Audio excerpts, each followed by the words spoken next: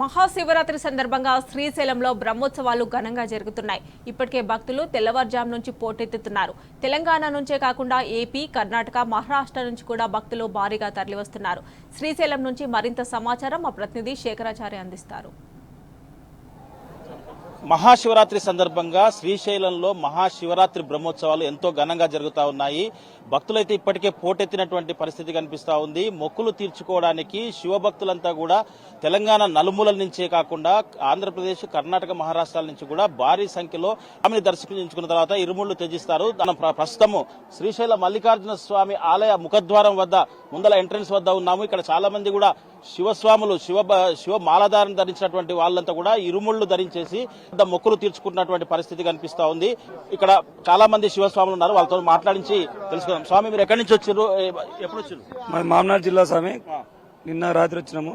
ఎలాంటి ఇబ్బంది లేకుండా గంట లోపల దర్శనం శివస్వాములకు అయ్యే విధంగా సౌకర్యాలు ఏర్పాటు చేశారు. ప్రత్యేక ధన్యవాదాలు తెలుపుతున్నాం ఈవో గారికి.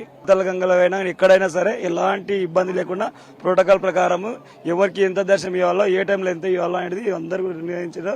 వాళ్ళు శివస్వాములు మాత్రం ప్రత్యేకంగా శివస్వాములకు ప్రత్యేక దర్శనం పెట్టి వాళ్ళని ఎక్కడ ఇబ్బంది పెట్టద్దు, వాళ్ళు ఉపవాసం ఉన్నారు, వాళ్ళని ఎక్కడ ఇబ్బంది పెట్టద్దు అని చెప్పి డైరెక్ట్ వాళ్ళని స్వామివారి దర్శనం చేయించి బయటకు పంపిస్తున్నారు.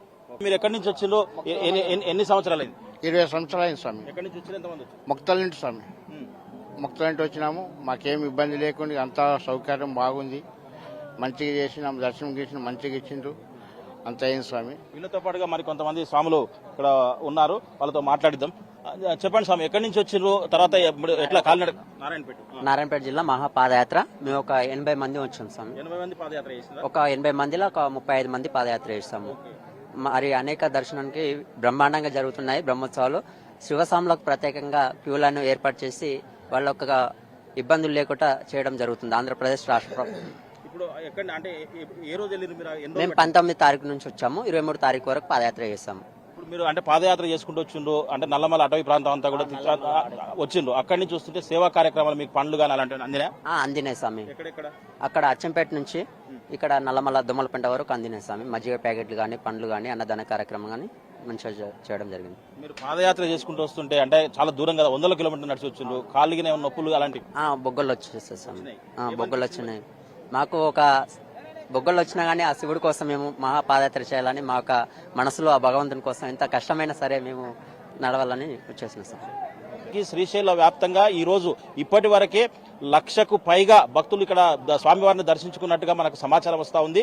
ఈ 1,00,000కు పైగా ఇప్పటికే వస్తే ఇంకా అంటే సాయంత్రం వరకు, రాత్రి పొద్దుపోయే వరకు కూడా దర్శనాలు అవుతాయి. అప్పటి వరకు కూడా ఇంకా లక్షలు దాటే పరిస్థితి అయితే కనిపిస్తా ఉంది. ఇప్పటికే ఇక్కడ అంటే ఈ శ్రీశైలం పరిసర ప్రాంతాలన్నీ కూడా శివనామస్మరణతో మారుమోగుతా ఉన్నాయి. శ్రీశైలానికి వచ్చే రహదారులన్నీ కూడా శివనామస్మరణతో మారుమోగుతా ఉన్నాయి. రామకృష్ణతో శేఖరాచారి, టీ న్యూస్, శ్రీశైలం నుంచి.